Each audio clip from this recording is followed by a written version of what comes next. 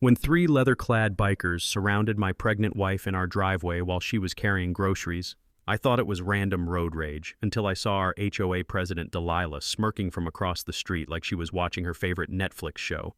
I'm at my kitchen window, coffee mug frozen halfway to my lips as these wannabe Sons of Anarchy extras circle Elena.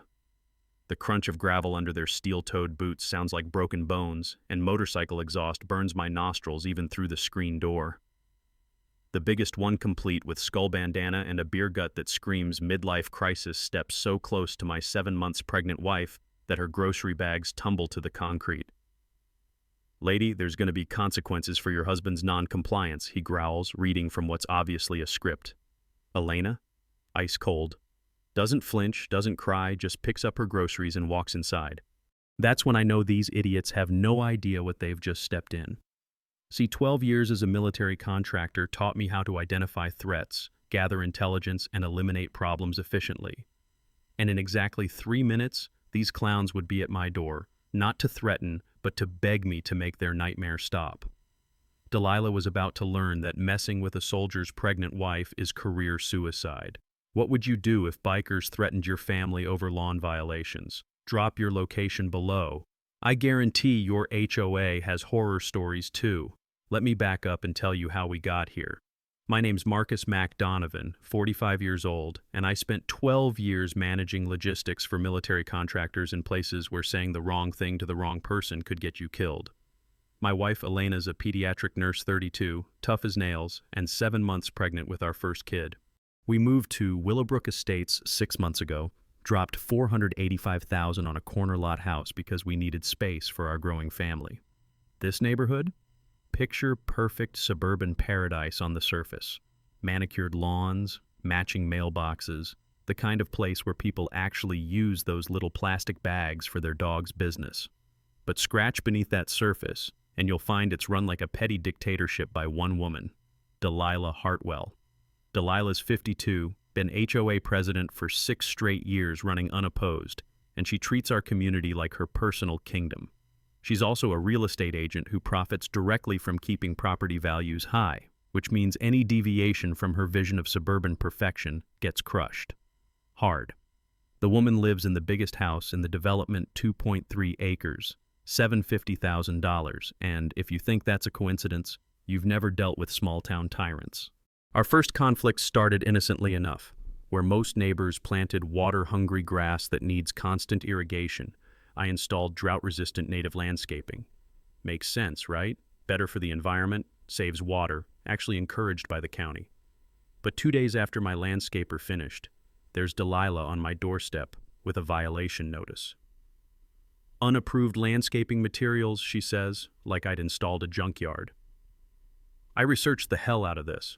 Spent 3 days reading HOA bylaws, county ordinances, state water conservation guidelines. My native plants weren't just legal, they were exactly what environmental experts recommended. So I filed a formal appeal, complete with documentation from the county water authority and environmental impact studies. That's when the harassment started. Violation notices began appearing weekly, fence height legal, mailbox style identical to 12 other houses, tree pruning completely unnecessary. But here's the kicker. I started paying attention to the rest of the neighborhood. Delilah's friends had identical violations she ignored completely.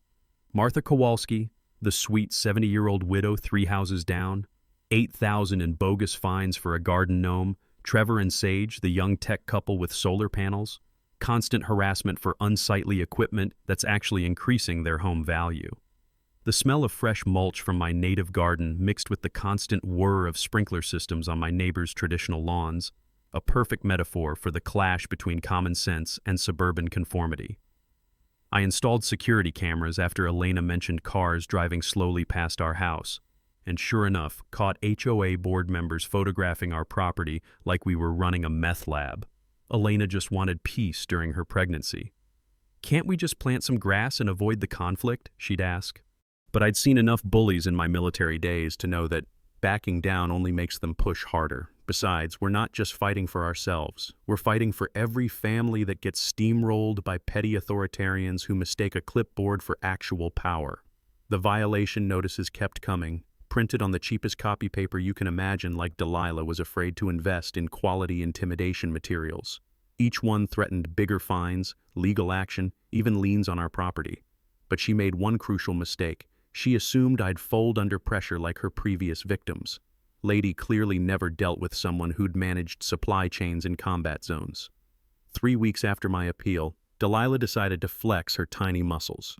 She called an emergency HOA board meeting about what she dramatically termed dangerous non-compliance threatening community standards. The woman has a flair for theatrics, I'll give her that. Here's where it gets interesting. She scheduled this emergency for Tuesday at 2 p.m. right during Elena's shift at the Children's Hospital and my physical therapy appointment for an old shoulder injury. Coincidence? About as likely as Delilah developing a personality. She stacked the meeting with her usual suspects. Bryce, a retired bank VP who treats HOA meetings like board meetings for Goldman Sachs, and Maureen, whose main qualification is being treasurer of the country club. With a grand total of 4 residents present, 3 of them Delilah's cronies, they passed a motion for an immediate $2,500 fine plus daily penalties of $50 until I replaced my non-compliant landscaping. The meeting lasted 12 minutes. I know because I timed it when I watched the security footage later. But here's what Delilah didn't count on. I actually read the HOA governing documents, all 87 pages of mind-numbing legalese that nobody else bothered to study. From my military days, I remembered a contractor explaining how legal documents work in hierarchy CC&Rs at the top, then bylaws, then rules and regulations, and that any amendment contradicting a higher-level document becomes automatically invalid. Most people don't realize this little legal loophole can save them thousands in bogus HOA fines. Buried in Section 4.3.2 was a beautiful little clause requiring 72 hours notice for emergency meetings. They gave residents 48. Delilah had just handed me a legal sledgehammer to demolish her entire power play. I spent that evening crafting a legal challenge that would make a federal prosecutor proud. Documented every procedural violation, cited relevant statutes, and submitted it with enough certified copies to wallpaper Delilah's McMansion. The meeting was invalid, the vote was meaningless, and their $2,500 fine had about as much legal weight as Monopoly money. Then I started digging deeper into those governing documents, and boy did I strike gold. Delilah had amended the HOA bylaws twice in the past 18 months without membership approval. The original bylaws, the ones actually voted on by homeowners, required full membership approval for any fine increases over $100. Every penalty she'd issued in the past year and a half was legally worthless. This is where my military training kicked in. In logistics, you don't just solve the immediate problem, you identify the systemic issues that created it. So I sent certified letters to all 127 homeowners explaining exactly how their HOA president had been breaking the law for 18 months.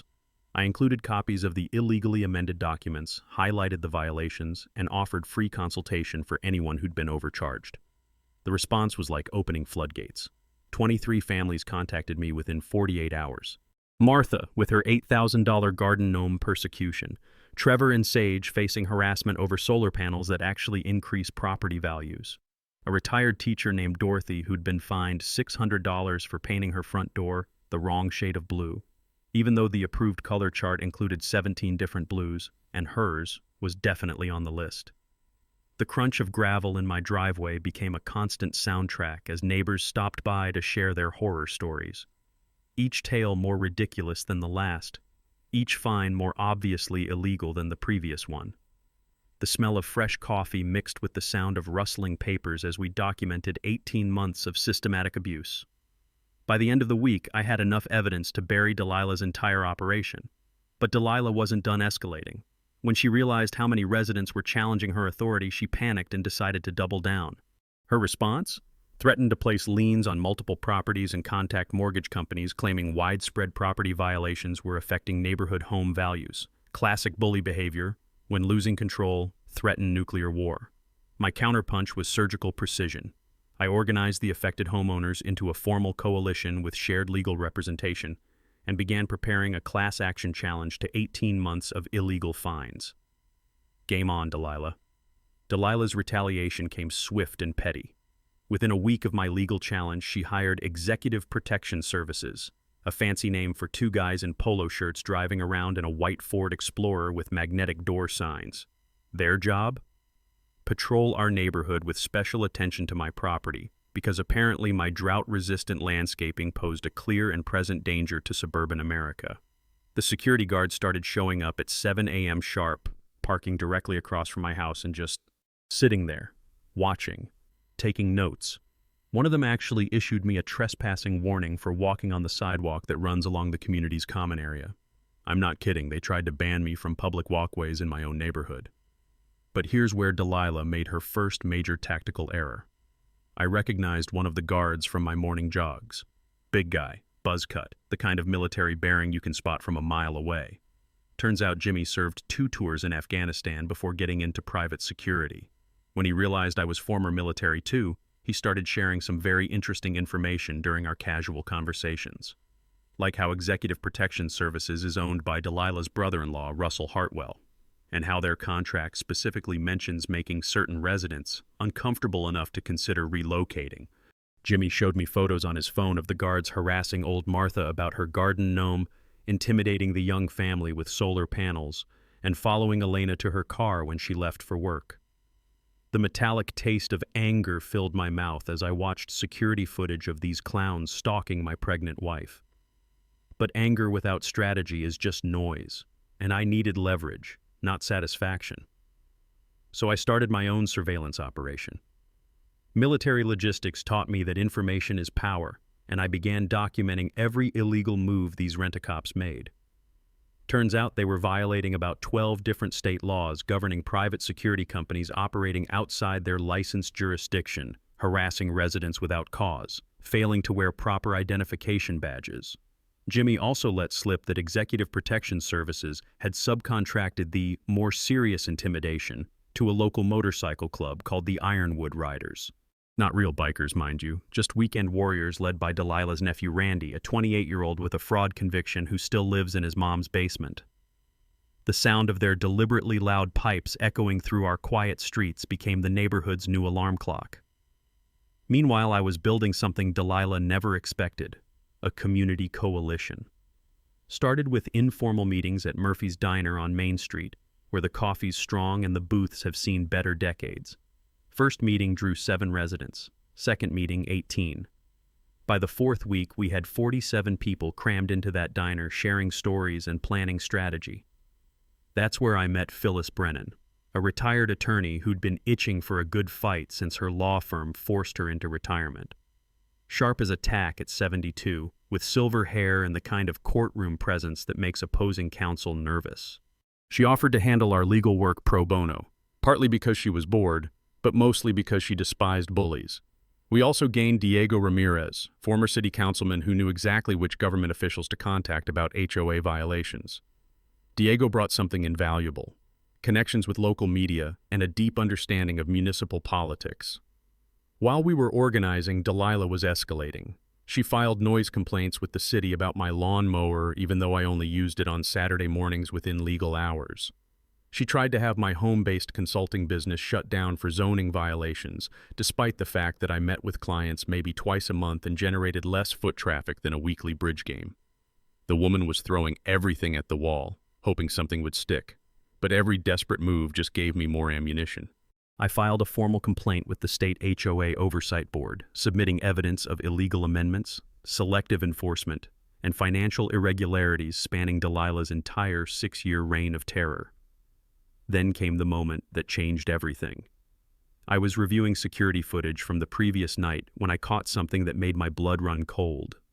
Delilah meeting with her nephew Randy behind the community center at 11 p.m. The audio was crystal clear through my directional microphone. "Whatever it takes to get them out," she said, handing him an envelope thick with cash. "I don't care what you have to do, but that family needs to understand they're not welcome here." Randy nodded, pocketing the money. "Don't worry, Aunt Del. We'll make sure they get the message loud and clear." I had her dead to rights on conspiracy and premeditated harassment. But instead of celebrating, I felt that familiar pre-combat tension in my shoulders. This wasn't just about HOA violations anymore. Delilah had just declared war on my family. Time to show her what a real war looks like. The attack came on a Thursday morning while I was at my weekly physical therapy appointment for that old shoulder injury. Elena was loading groceries from her car, organic vegetables, prenatal vitamins, the kind of wholesome supplies you'd expect from a pediatric nurse preparing for motherhood. She was humming softly to herself, one hand unconsciously resting on her 7-month belly, when 3 Harley-Davidsons rumbled into our driveway like they owned the place. Randy and his 2 wannabe biker buddies, all leather vests, skull bandanas, and the kind of aggressive posturing that screams peaked in high school, surrounded my wife in a carefully choreographed intimidation display. The lead guy, some loser named Jake with prison tattoos and breath that probably smelled like stale beer and bad choices, stepped close enough to Elena that she instinctively backed against her car. "Ma'am, your husband's causing problems for this community," Randy said, reading from what was obviously a script his aunt had prepared. "There's going to be consequences for non-compliance with property regulations, real serious consequences." The beautiful thing about Elena, 7 months pregnant, facing down 3 bikers, and she stays ice-cold calm. Doesn't cry, doesn't beg, doesn't give them the fear reaction they're hunting for. Just nods politely, picks up her scattered groceries, and walks into our house with the dignity of a queen dismissing court jesters. But the moment she closed the door, she called me. "Honey, I think our HOA problem just got a lot more serious." I was in my truck and breaking every speed limit within 30 seconds. The taste of adrenaline flooded my mouth as I raced home, but by the time I arrived, the bikers were gone. Elena was shaken, but safe, already writing down everything she could remember about the encounter. Smart woman, she knew we'd need documentation. Here's where 12 years of military logistics training kicked into overdrive. I spent exactly 3 minutes making phone calls that would change Randy's life forever. First call, my buddy Marcus at the State Patrol, who ran the bikers' license plates through the system.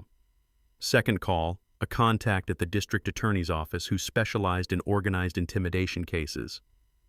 Third call, a private investigator who owed me a favor from my contracting days. The intel came back fast and beautiful. Randy had an outstanding warrant for unpaid child support. Jake was violating parole by associating with known criminals. The third guy, Tommy, had missed his court-ordered anger management classes.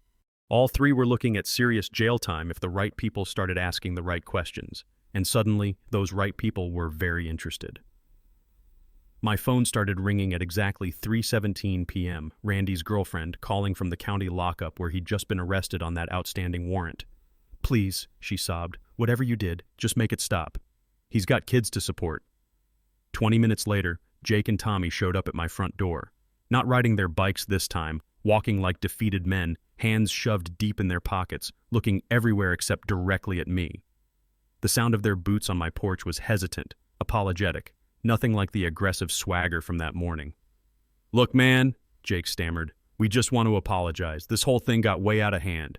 Randy's girl said you might be willing to help if we cooperated." I let them sweat for a full minute before opening the door wider. "Come in, we need to talk." What they told me over the next hour would have made a prosecutor weep with joy. Delilah had paid them $500 cash to deliver a message to my family. She'd specifically requested they approach Elena when I wasn't home, hoping to terrorize a pregnant woman into convincing her husband to back down. The whole thing was premeditated harassment with a paper trail thicker than Randy's criminal record. Both men agreed to provide sworn statements in exchange for my promise to contact the DA about their cooperation. I recorded every word, documented their willingness to testify, and suddenly had enough evidence to destroy Delilah's life completely. But the most beautiful part? Word of Randy's arrest spread through the neighborhood faster than gossip at a church potluck. Residents who'd been quietly suffering under Delilah's reign suddenly realized that resistance was possible. The smell of rebellion was in the air, mixing with the evening barbecue smoke as neighbors started gathering in small groups, whispering about finally standing up to the tyrant next door. Delilah's empire was cracking, and she knew it. I caught her peeking through her curtains that evening, probably wondering how her foolproof intimidation plan had backfired so spectacularly. 3 minutes. That's all it took to turn her nuclear option into a complete disaster. But I wasn't done with Delilah Hartwell, not even close. While Delilah was busy trying to intimidate my family with discount bikers, I was doing what military contractors do best, digging through paperwork until I found the smoking gun that changes everything. It started with a Freedom of Information Act request to the city planning department. Boring stuff, right? Wrong.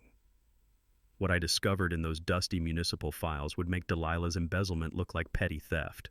The original development agreement for Willowbrook Estates, signed in 2018, contained a requirement that 15% of all residential lots be reserved for moderate-income housing. Affordable homes for teachers, firefighters, nurses, the people who actually keep communities running. In a development of 85 homes, that meant at least 12 affordable units were supposed to exist. Guess how many affordable homes Delilah's real estate company actually built? 0. Not one single house sold for less than $400,000. Instead, she convinced the city council that market conditions made affordable housing economically unfeasible, and promised to pay in lieu fees totaling $600,000 over 5 years. Except here's the kicker: she never paid a dime. The city's been sending collection notices for 3 years, and Delilah's been ignoring them like a college student avoiding student loan calls. But it gets better. Remember those HOA administrative fees that always seemed mysteriously high?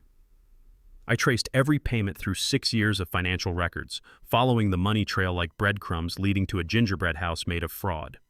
$340,000 in HOA funds had been funneled to Hartwell Property Solutions, a shell company owned by guess who? The original HOA budget allocated $50,000 annually for legitimate management services. Delilah had been charging nearly $60,000 per year to her own company for services that either didn't exist or were grossly overpriced. Landscaping bills for work never performed, security contracts that violated competitive bidding requirements, consulting fees that would make a Fortune 500 CEO blush. Martha, our coalition's volunteer bookkeeper, spread the financial documents across my dining room table like a crime scene investigator. The smell of fresh coffee mixed with the rustle of damning evidence as she pointed to line item after line item of obvious theft. "Look here," she said, tapping a particularly egregious entry, $4,500 for emergency tree removal in January 2023. But I drove through the whole neighborhood that month documenting storm damage for insurance. No trees were removed anywhere. The scope of Delilah's corruption was breathtaking. She'd been systematically looting our community for 6 years while terrorizing anyone who asked questions. But here's the beautiful part. Her desperate attempts to maintain control had only accelerated her downfall. If the city revoked our community's incorporation status for violating the development agreement, property values could drop 20 to 30% overnight. Delilah's real estate empire would crumble, taking her personal net worth with it. She faced potential criminal charges for nonprofit fraud, embezzlement, and breach of fiduciary duty, crimes that carry federal prison time and asset forfeiture. Elena found me that evening, staring at the evidence spread across our kitchen table. "You look like you've seen a ghost," she said, settling into the chair beside me with a cup of herbal tea. "Not a ghost," I replied, holding up a bank statement showing Delilah's personal account receiving HOA funds. "I've found our nuclear weapon." The power dynamic had completely shifted. Delilah thought she was fighting to maintain her authority, but she was actually fighting to stay out of federal prison. Every escalation, every desperate move she made only dug her legal grave deeper. But instead of destroying her immediately, I chose a different path. The community deserved to see the truth, to understand how they'd been manipulated and robbed.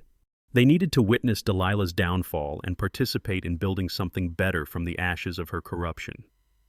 Justice served cold tastes so much sweeter than revenge served hot.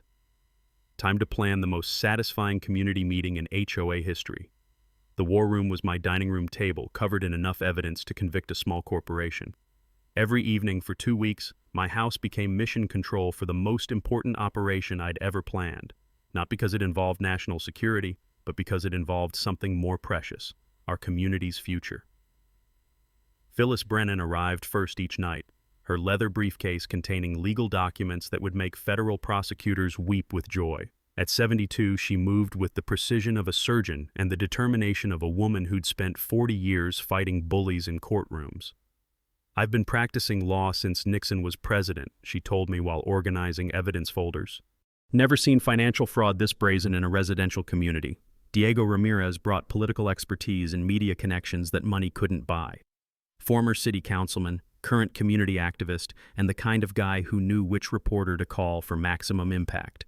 His weathered hands moved through municipal documents like a pianist reading sheet music, finding connections and legal precedents that would make our case bulletproof.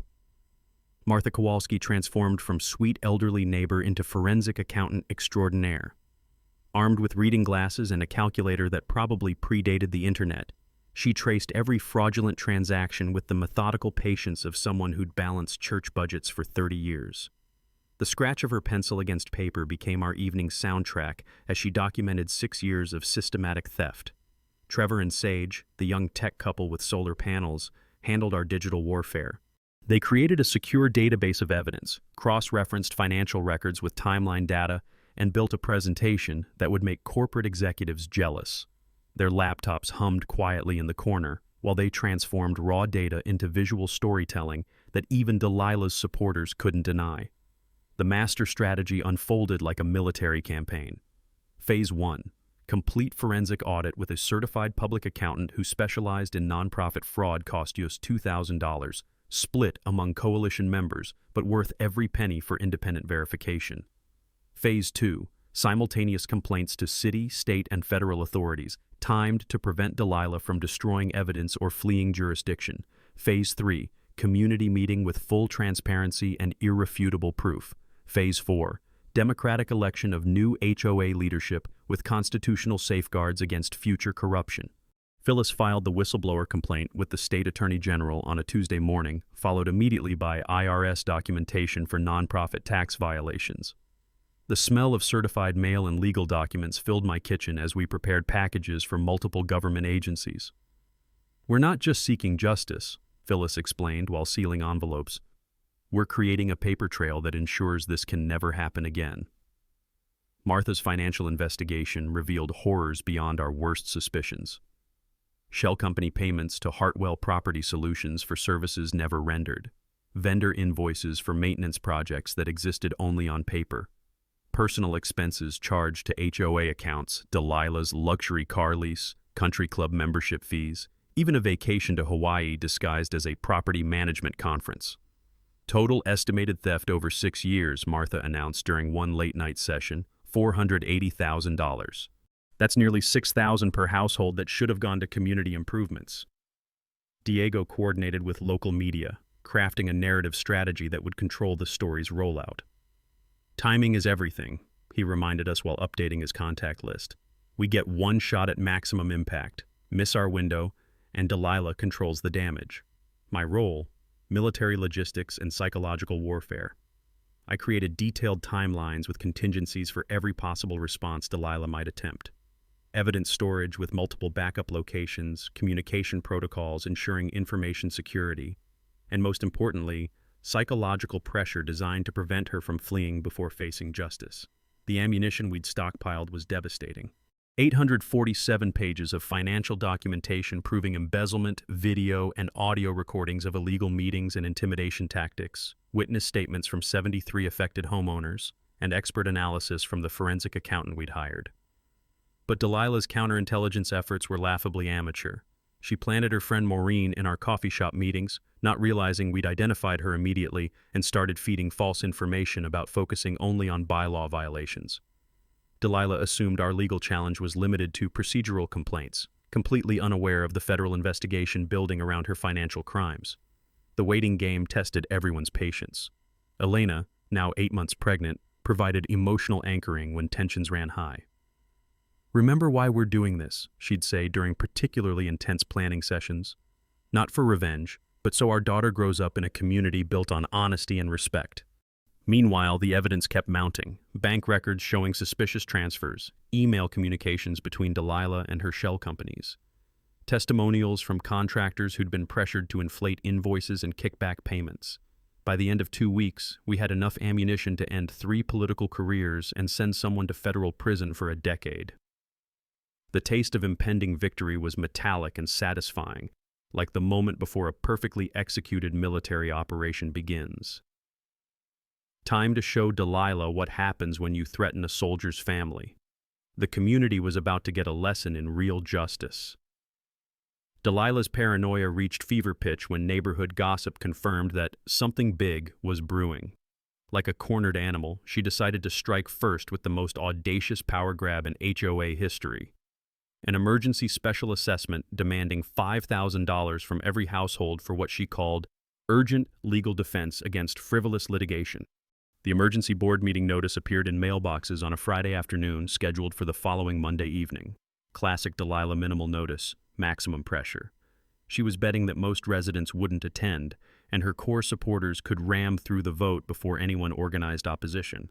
Her pitch was masterfully manipulative. According to Delilah, our community faced devastating lawsuits from radical elements attempting to destroy property values through frivolous legal challenges.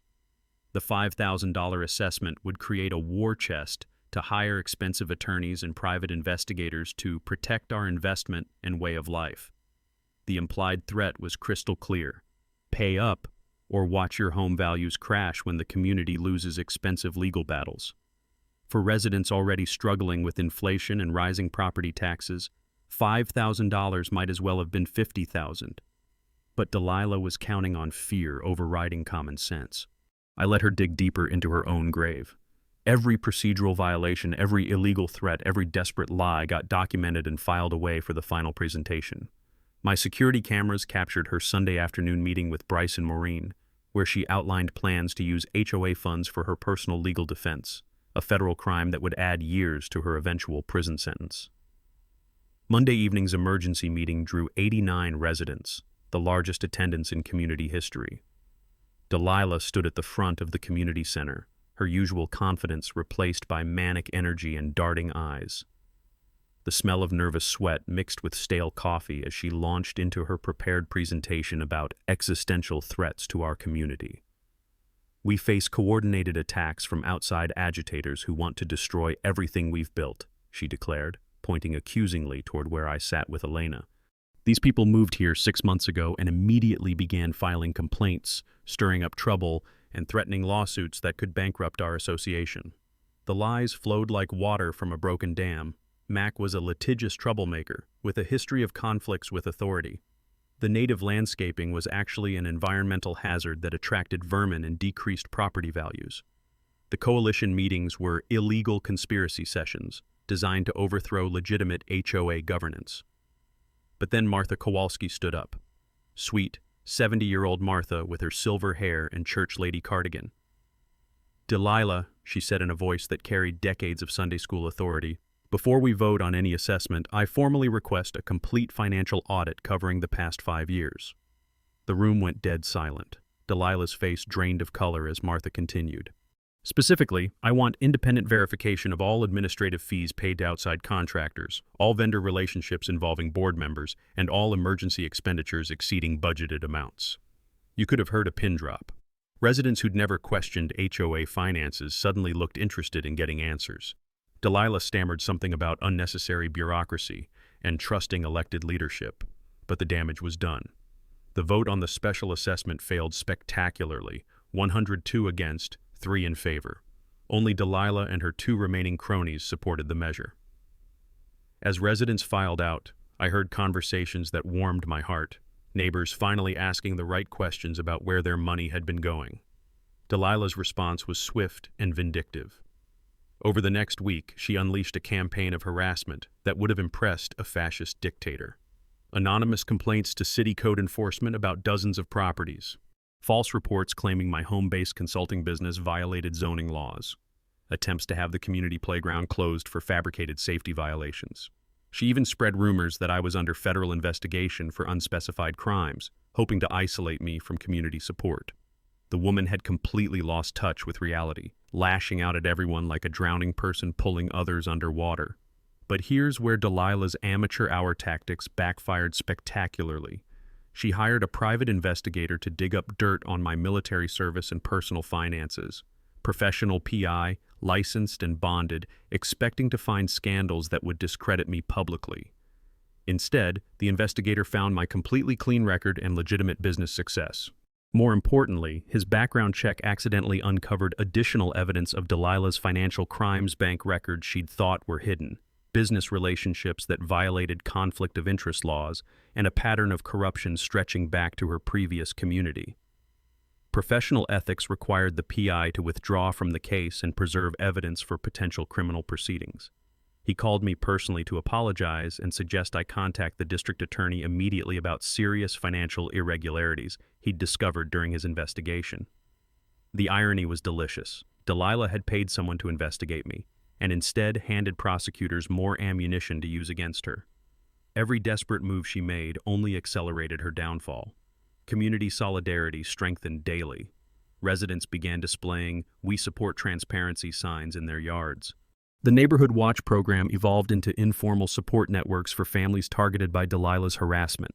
A GoFundMe campaign raised $12,000 in 48 hours to support legal expenses.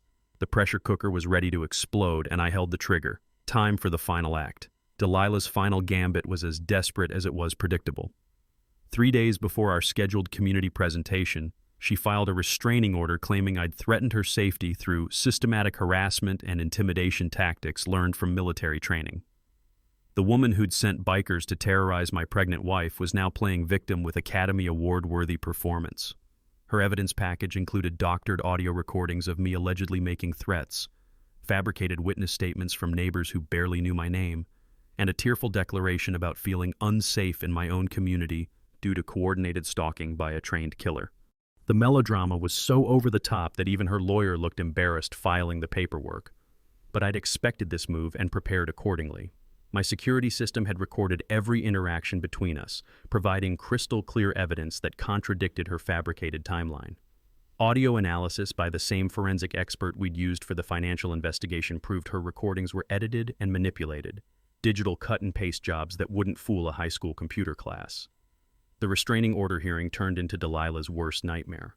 Her attorney withdrew the petition after reviewing my counter-evidence, and the judge suggested she might want to consult with a criminal defense lawyer about filing false police reports. Watching her storm out of the courthouse, I almost felt sorry for her. Almost. Her next desperate move involved the media. Delilah contacted Channel 7 News with a sob story about military veterans using intimidation tactics against elderly women, complete with crocodile tears and claims about fearing for her safety. The reporter initially showed sympathy until I provided the comprehensive evidence file we'd compiled. 24 hours later, Channel 7 called back, not to interview Delilah about harassment, but to investigate HOA corruption and financial fraud. The story had completely flipped, and suddenly local news was digging into 6 years of embezzlement and selective enforcement. Delilah's attempt to play victim had backfired into a public relations disaster. Meanwhile, our coalition accelerated the timeline for maximum impact. The community presentation moved to Sacred Heart Church's Fellowship Hall after Delilah tried unsuccessfully to cancel the school venue by claiming security threats. Within hours, we had a new location, expanded seating, and invitations sent to city council members, media representatives, and law enforcement observers. The night before our presentation, Delilah's remaining ally finally cracked. Bryce, the retired bank VP who'd rubber-stamped years of financial irregularities, appeared at my door looking like a man who'd seen his own obituary. His hands shook as he handed me a manila envelope thick with bank records and internal communications. "She threatened my grandkids," he whispered, glancing nervously over his shoulder. "Said if I didn't keep quiet about the financial stuff, she'd make sure everyone knew about my past bankruptcy and destroy my family's reputation. I can't do this anymore." The documents Bryce provided were devastating. Bank records showing direct transfers from HOA accounts to Delilah's personal expenses, email chains discussing how to hide financial irregularities from annual reports, and recorded phone conversations where Delilah openly discussed intimidating board members who asked uncomfortable questions. But the most damning evidence was a signed confession Bryce had prepared, detailing 3 years of financial manipulation and witness intimidation. He agreed to testify publicly about Delilah's threats and provide sworn statements to federal investigators. State and federal authorities were circling like sharks smelling blood. The Attorney General's office confirmed an active investigation into HOA financial crimes. The IRS began auditing 6 years of nonprofit tax filings and undeclared income. City attorneys were reviewing development agreement violations that could result in millions in penalties. FBI Financial Crimes Unit expressed interest in mail fraud charges related to falsified HOA documents. Elena, now days away from her due date, made a decision that surprised everyone. She would attend the community presentation despite pregnancy risks. "This affects our daughter's future," she explained while packing her hospital bag as a precaution. She deserves to grow up in a community built on honesty. The final evening before our presentation, I found myself surprisingly calm. After weeks of preparation, documentation, and strategic planning, the moment of truth felt more like relief than anxiety. The evidence was overwhelming, the community support was solid, and justice was finally within reach. Delilah spent that same evening barricaded in her McMansion, refusing interview requests and reportedly drinking heavily, according to neighbors who heard her screaming at someone on the phone. Her lawyer had already withdrawn from representation, leaving her to face the coming storm alone. The calm before the hurricane felt almost peaceful. Tomorrow, our community would finally learn the truth about 6 years of systematic corruption, financial theft, and intimidation tactics. Delilah's empire of fear would crumble under the weight of evidence, and from its ashes, we'd build something better. But first, she had to face the music in front of 300 neighbors, city officials, and television cameras. Justice was about to be served, and it was going to taste absolutely perfect. The Sacred Heart Church Fellowship Hall hadn't seen crowds like this since the annual Christmas pageant.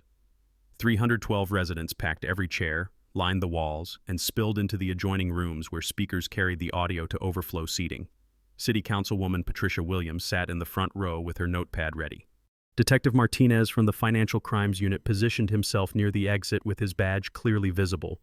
Channel 7's news crew set up professional lighting that transformed our community meeting into a television studio. And in the back corner, looking like she'd aged 10 years in 10 days, sat Delilah Hartwell, alone. Her usual entourage of supporters had mysteriously found other places to be tonight, leaving her isolated in a sea of neighbors she'd spent 6 years terrorizing and robbing. Elena sat beside me on the small stage, 8 months pregnant and radiating the kind of quiet strength that makes ordinary women extraordinary. Her presence reminded everyone what was really at stake here, not just money or property values, but the kind of community we wanted for our children. I stood at the podium and looked out at faces I'd come to know over 6 months of investigation and coalition building. Martha with her determined expression. Diego checking his phone for media updates, Trevor and Sage holding hands like they were witnessing history, Phyllis Brennan with her legal files organized like ammunition in a war she'd been waiting decades to fight. "Ladies and gentlemen," I began, my voice carrying easily through the packed hall, "tonight you're going to learn where your HOA fees have really been going for the past 6 years. The first slide on our professional presentation hit the screen like a bomb, side-by-side comparison of budgeted versus actual administrative expenses, showing systematic inflation that had cost the community nearly $500,000. The collective gasp from 300 people sounded like air being sucked from the room. $480,000, I continued, letting the number sink in. That's roughly $6,000 per household that should have gone to community improvements, proper maintenance, and reserve funds. Instead, it went to shell companies owned by one person. The evidence rolled out like an avalanche. Fake vendor invoices for work never performed. Personal expenses charged to community accounts. Bank records showing direct transfers from HOA funds to private accounts. Each revelation drew louder murmurs from the audience, building towards something that felt like revolutionary fervor. But the smoking gun was the audio recording from behind the community center. Delilah's voice, crystal clear through the sound system, directing her nephew to intimidate my family, whatever it takes to get them out. The reaction was immediate and visceral. 300 people turned to stare at Delilah like she'd confessed to murder in church. Someone in the back shouted, "Shame!" and others picked up the chant until the entire hall echoed with condemnation. That's when Delilah snapped. She shot to her feet, face flushed red with rage and desperation, pointing at me like I was the devil himself. "This is all lies!" she screamed over the crowd noise. "This man is a dangerous military radical trying to destroy our community. You people are too stupid to understand complex financial management." The insult hung in the air like toxic smoke. Calling your own neighbors stupid while being exposed for stealing their money? Even Shakespeare couldn't have written a better villain's downfall. Martha Kowalski stood up slowly, her church lady voice cutting through the chaos. "Delilah, dear, I've been doing community bookkeeping since before you were born. These aren't complex finances, this is simple theft." The crowd erupted in applause that lasted 2 full minutes. When it finally died down, witness after witness took the microphone. Martha revealed years of being forced to hide financial irregularities. Bryce confessed to being threatened when he questioned suspicious transactions. Randy's associates testified via video about being paid to intimidate families. 23 homeowners shared stories of selective enforcement, bogus fines, and harassment campaigns designed to silence questions. Each testimony built the case higher, creating an avalanche of evidence that buried Delilah's credibility completely. But the moment that broke her came when Detective Martinez stood up. "Ms. Hartwell," he announced in his official police voice, "based on evidence presented here tonight and ongoing investigations, you're under arrest for filing false police reports, conspiracy to commit harassment, and fraud." The handcuffs clicking around Delilah's wrists created the most beautiful sound I'd heard in months. As she was led away, still screaming about persecution and witch hunts, the entire hall stood and applauded. Not cruel celebration, but the satisfied relief of a community finally free from tyranny. Channel 7's reporter conducted live interviews in the parking lot as residents lined up to share their stories. "This is what grassroots justice looks like," she told the camera. "A community standing together against corruption and winning." The emergency vote was unanimous. Dissolve the existing HOA board immediately, elect interim leadership with strict financial oversight, and commit to complete transparency in all future operations. The old system died that night, replaced by something built on democracy instead of dictatorship. As we filed out of the fellowship hall, Elena squeezed my hand. "Think she finally got the message?" she asked with a tired smile. I looked back at the empty chair where Delilah had sat, then at neighbors talking excitedly about rebuilding their community the right way. "Loud and clear, sweetheart, loud and clear." 6 months later, I'm pushing my 8-week-old daughter Hope through what used to be Delilah Hartwell's backyard, now transformed into the most beautiful memorial garden you've ever seen. The scent of native wildflowers mixes with fresh mulch as community volunteers plant the same drought-resistant species that started this whole war. The foreclosed McMansion looming behind us has become the Willowbrook Community Center, its windows bright with meeting rooms where transparency replaced tyranny. The legal reckoning was poetry in motion. Federal Judge Patricia Casey sentenced Delilah to 8 years in minimum security prison, her voice echoing through the courtroom.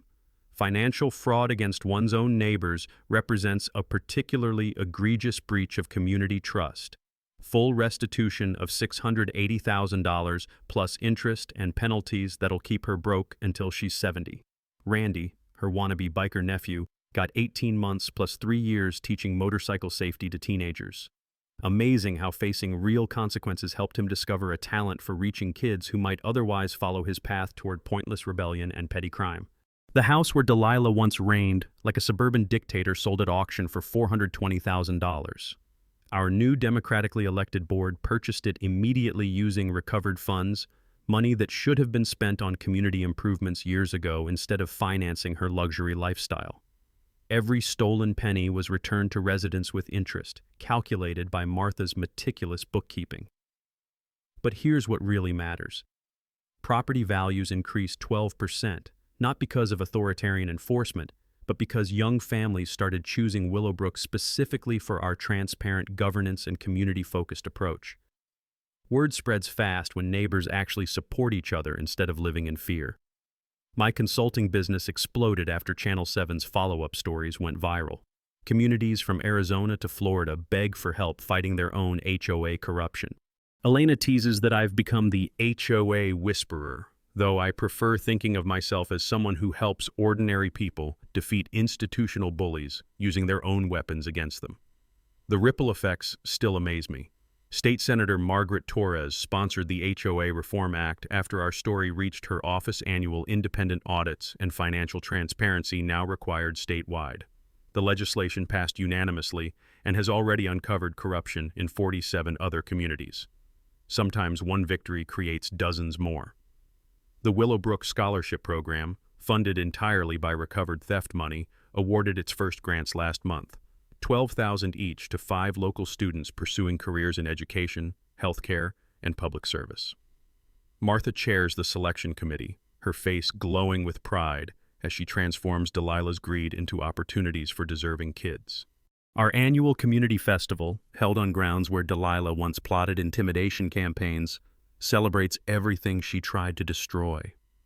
The sizzle of barbecue mingles with children's laughter as families gather for evening concerts on the exact spot where corruption once festered in darkness. Hope's first birthday will be celebrated here, surrounded by neighbors who actually know each other's names. But the change I treasure most can't be measured in dollars or legal victories. Walking our streets now feels different, lighter, warmer, alive with genuine connection. Kids play without parents fearing violation notices. Neighbors chat over garden fences instead of communicating through passive-aggressive complaints. The native garden that triggered this whole war has become a neighborhood showcase copied throughout the development. My phone rang this morning. Desperate homeowner from Phoenix describing harassment that sounded achingly familiar. Selective enforcement, missing money, intimidation tactics designed to silence questions about financial irregularities. "Can you help us?" she whispered, voice carrying the same desperation I'd heard from neighbors 6 months ago. Elena looked up from feeding Hope, nodding before I could even ask. We both knew my answer. "Yes, ma'am, we absolutely can." See, fighting Delilah taught me something profound. One person with evidence and allies can defeat any corrupt system, but only if they're willing to stand up when it matters most. Bullies count on good people staying quiet, paying unfair fees, accepting abuse to avoid conflict. Your turn, friends. Drop your HOA horror stories in the comments. I read every single one, and together we can figure out your path to justice. Whether you're dealing with financial corruption, selective enforcement, or power-hungry board members who forgot they work for you, there's always a solution waiting in those governing documents. Hit that subscribe button for HOA Stories if you want more David versus Goliath neighborhood justice content. And remember, the next time some petty tyrant tries to intimidate your family, you've got more power than you realize. Sometimes justice just needs one person willing to read the fine print and fight back. Welcome to HOA Stories, where communities take back their power, one victory at a time. That's a wrap for today's episode on HOA Stories. If you enjoyed watching Karma in action, smash that like button, comment your thoughts, and let us know if you've dealt with HOA madness too. Subscribe so you won't miss the next HOA meltdown we post.